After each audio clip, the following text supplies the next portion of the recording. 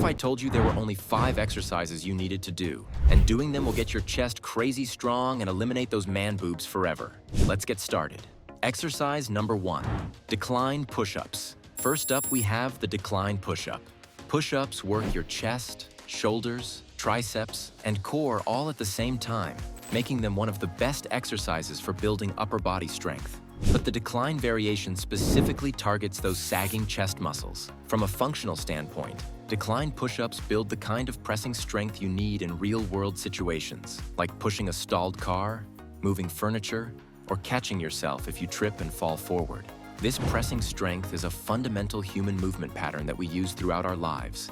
And the stronger your chest is, the more capable you'll be at handling these everyday challenges. To make sure you're doing decline push-ups correctly, here's the proper form. Grab a box or bench around 10 to 12 inches high.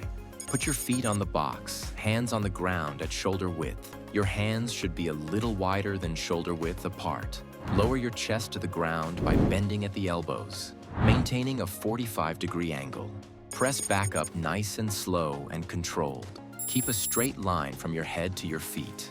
No sagging, no piking. Keep your body straight during the entire movement. Don't let your hips drop or your butt stick up in the air. If you want to get the most out of this exercise, do it slowly and with control. 3 sets of 10 to 15 reps will absolutely crush you. But if you're serious about targeting those stubborn man boobs, our next exercise takes things to a whole new level. Exercise number 2, incline bench press 21s. If you've never done this exercise before, you're going to want to start. The incline bench press strengthens your upper chest specifically, which is super important if you want to get rid of those man boobs. But beyond the aesthetic benefits, strong upper chest muscles are essential for any pushing motion that happens above shoulder height, like putting items on a high shelf, pushing yourself up from the ground, or even maintaining proper shoulder stability during everyday activities. The upper chest is often neglected, which leads to muscle imbalances and potential shoulder problems down the road. Too many people default to a flat bench. You know why? Because it's easier. Everyone can do more weight on a flat bench than they can on an incline. But an incline is what's going to give you that nice big bubble upper chest. So how can you perform the 21s correctly? Let me walk you through it step by step. Set up your incline bench. Angle isn't super important. Different angles will hit different parts of your chest. For the 21s, you're going to need to go lighter than normal. We're doing 21 reps a set. Grab the bar with a slightly narrower grip than normal. Press up and do 7 reps at the bottom half of the movement. Then all the way up, do 7 reps at the top half of the movement. Try to keep your elbows in. Finally, do 7 full range of motion reps. This is going to pump your chest full of blood, which tells your muscles to grow. The first few times are going to be a little tough, but you'll quickly gain strength and it'll become easier. This is especially great for guys in their 40s with bad shoulders and lots of wear and tear. The 21s let you get an incredible pump and build serious strength with lighter weights, which is key for longevity. And if you think that's effective, wait until you see our next exercise. It might just be the most underrated chest builder of all time. Now at number 3, we have seated or lying cable crossovers. This is a classic exercise that you've definitely seen before, but I am positive you've been doing it wrong your whole life. I'm going to show you the correct way to maximize its effectiveness and prevent injuries. The hugging motion in cable crossovers mimics movements we perform all the time, from embracing loved ones to carrying large objects against your chest. The adduction motion, bringing your arms across your body, is crucial for activities like swimming, climbing, and even basic movements like reaching across your body to grab something. Strong chest muscles that can perform this adduction movement efficiently will make you more capable in countless daily activities, while reducing strain on your shoulders and back. The problem with traditional dumbbell flies is they fail to provide significant tension when your arms come together. That's where the cables come in. They provide constant tension throughout the entire movement. Here's how to do cable crossovers correctly. Set up a bench in front of the cable machine. Position yourself with your back against the bench, either seated or lying down. Grab the cables and start with your arms wide open. Keep a slight bend in your elbows throughout the movement. Bring your hands together in front of your chest in a hugging motion. Focus on squeezing your pecs at the peak of the contraction. Return slowly to the starting position and repeat. According to research, the more extended your elbows are, the greater the chest muscle activation. This is because when you stretch your arms out, you increase the load on the pecs. If you want to target the width of your chest more, you can adjust your arm position. For variety, you can also do these standing, but the seated or lying version provides more stability allowing you to focus purely on chest activation. And if you're impressed with that, just wait until you see our fourth exercise. It's commonly mislabeled as a back exercise, but science shows it might be one of the best lower chest builders you're not doing.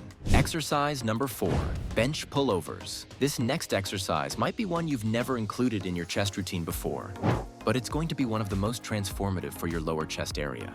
The lower chest plays a vital functional role in controlling movements when your arms move from an overhead position down towards your waist. Think about activities like throwing a ball, swinging a racket, or even just bringing items down from a high shelf. Your lower chest is heavily involved in controlling these movements. Many people neglect this area, leading to poor control of overhead movements and potential shoulder issues. Strong lower pecs are essential for maintaining proper shoulder function and preventing injuries during everyday activities. Bench pullovers are often regarded as a back exercise, but they actually activate your chest muscles 28% more than your back muscles. This makes them excellent for targeting that lower chest area where man boobs tend to form. Here's the proper form for bench pullovers. Position your body perpendicular to the bench, resting only your upper back on the bench. This will allow you to drop your hips lower than the bench. Grab a dumbbell or an EZ bar with both hands. Start with the weight above your chest, arms extended.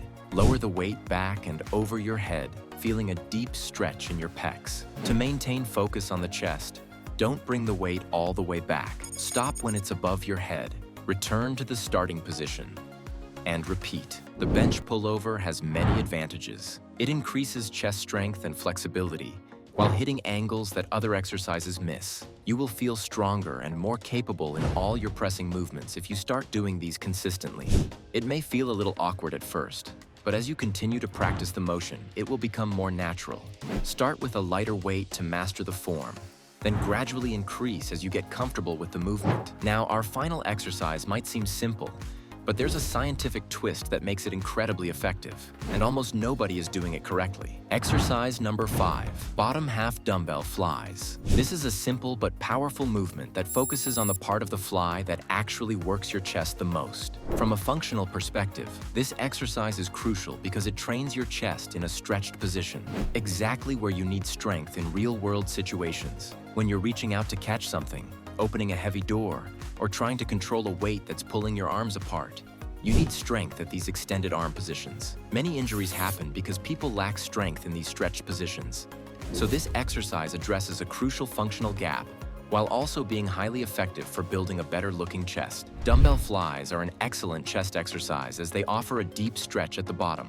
The problem, however, is they offer zero tension at the top. So we can make this exercise more efficient by simply cutting off the top half of the range where tension is lost. Here's how to do it properly. Lie flat on a bench with a dumbbell in each hand. Start with your arms extended above your chest, palms facing each other. Lower the weights out to the sides, keeping a slight bend in your elbows. Feel the deep stretch in your chest at the bottom.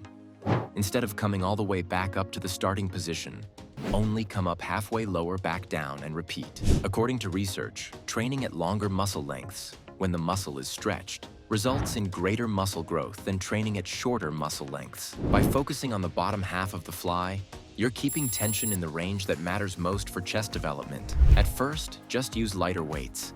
As you begin to feel more comfortable, you can gradually increase the resistance. The first few times might be challenging, but you'll quickly gain strength and it'll become easier. Your chest transformation workout plan. If you have a clear plan of action, you're more likely to follow through, and it will feel easier. So here's a simple workout routine you can do 3 days a week. Make sure to have a rest day between workouts. Incline bench, 21 seconds, 3 sets.